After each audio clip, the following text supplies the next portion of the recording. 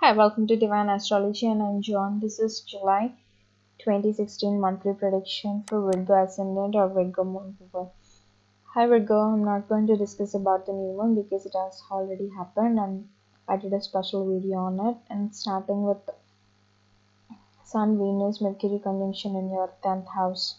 Sun in your 10th house will bless you with a new job, and Venus and Mercury will really give you a good time to communicate and enjoy your social circle, to enjoy your professional life. Venus is this love, and Mercury is the great way of communication using your logical mind. And Sun, Venus, Mercury also aspects your fourth house of your home, comforts in home, and all the materialistic things in your house. So enjoy the time between the house and the career.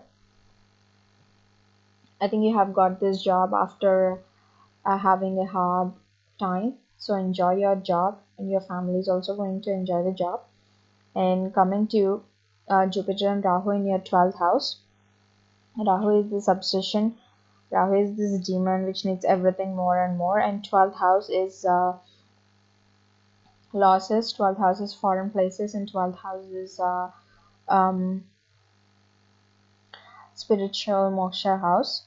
And Rahu and Jupiter being there will cause Guru Chandal Yoga, and this is really not a good time to do any kind of speculation and gambling because it will result in losses. And whenever Rahu is transiting through your 12th house, you should be aware of nature because it will harm you in one or the different way. And coming to Mars in your 2nd house, it is moving in forward direction. And finally, it is in forward direction, so it will give good results. It will give you courage and energy to move forward. And this is happening in your 2nd house of family, wealth, and speech and food habits. So Mars being in your 2nd house will talk you in a very aggressive way because Mars is this very aggressive planet and 2nd house of speech, so it could indicate that you will have this very aggressive speech. And coming to Saturn in your 3rd house, whenever Saturn is passing through your 3rd house, it could mean that you will have a short distance travel, and things regarding your siblings will delay, and the way you communicate with others also delay. But Saturn is moving in retrograde motion, so it will help you make things happen because when Saturn is in direct motion, it will delay things, but when Saturn is in retrograde motion, it is close to Earth and it will make things happen. So, and 3rd house is your siblings, short distance travel, and all ways of communication, media. So try to utilize this time. And coming to your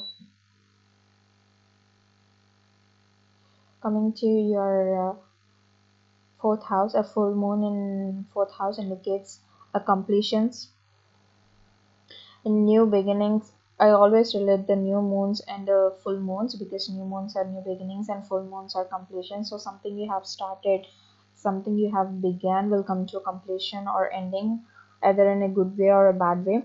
But I say this in a very good way because you have beginnings in your 10th house of career and professional life, and endings in family, home. So I see that you, whatever the struggles you have faced to maintain the house or to pay the bills of your phones, cars, whatever it is, finally after this job you will end all those problems. I could see it in that way because of career and home. And coming to 6th house, Ketu in 6th house will make you um, will make you isolated. 6th house is also health, diseases, and enemies. Ketu being there will protect you from enemies. But as far as health issues, your health issues will not come on to surface until they are very serious. So this could mean that you will have a long lasting some health issue by the end of this time, and you will realize it all the way at the ending. And Ketu in the service house, because sixth house is your daily routine services. Ketu will make you a little moody. Ketu will say, this is very easy, you can just go ahead and do it. I have experienced all this. This is nothing new that I could do. So try to be more energetic than you were in your workplace, because Ketu is this isolation. It will make you just don't worry about others, just do whatever you want, but this is not going to happen in that way. You should put more efforts in your work. Coming to next slide. On 8th, Venus enters into Cancer, your 11th house of gains. And on 11th, Mercury enters, and finally on 16th, Sun enters. Sun in your 11th house means that you will start gathering money, and you will be very desperate to gather money, and you will be very strong, but usually you will hate others. This could also mean that, because 11th house is also your social networkings and friendships. I see this connection between 6th house Ketu, which means service, I mean the daily routines that you do, and 11th house Sun, why you hate others. You should definitely going to hate your friends or some of the people. So just try not to use that energy for hating others, rather than put the energy to gather the money. And Venus in your 11th house is good for social networking. It will help you to find good female friends. Mercury will make you communicate in a very logical and intellectual way. It is very good in 11th house. Two benefits: occupying 11th house will give you good results. You will get good money, and you'll also get good friends. But try not to use this Sun energy on it, because it will completely distract everything that you have built so far. And coming to Saturn and Mars in your 3rd house, this could mean, for me, I think that short distance travel. Mars in 3rd house is really courageous. Mars wants to do things. Mars is moving in forward direction. On 12th, Mars will enter your 3rd house of communication.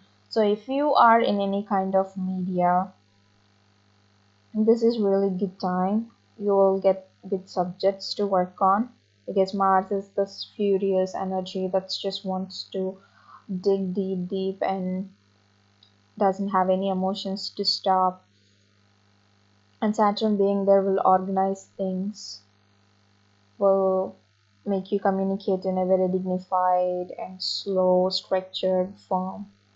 And coming to Ketu and Moon, on 22nd, Ketu is going to conjunct Moon. For a couple of days, it is going to be very moody for you in your workplace, in your social service place, because Ketu is isolation, and Moon is this mind that will wave, because Moon is emotions, and Moon Ketu combination will call emotional isolation, and this is going to be very moody and very depressing, and health issue may also shoot up, so be careful about it. And coming to Moon, also on 15th of this month, it will enter Scorpio, your 3rd house, and it is going to be in between two furious bad planets, because Mars wants to move direct forward in a very full energetic way, and Saturn wants to go slowly in a very structured way. So they are completely different and opposite. And Moon will enter on 15th, and it will stay there for a couple of days, and those days are going to be hectic. If you are traveling, it will be really irritating for you if you're traveling around 15th for a couple of days, because your mind will be full of thoughts, and these two negative energies will affect your mind so bad. This could also mean some health issue to your siblings. If you have any closer siblings, it could also mean a fight, because Mars is this very furious. It could be an argument between your siblings.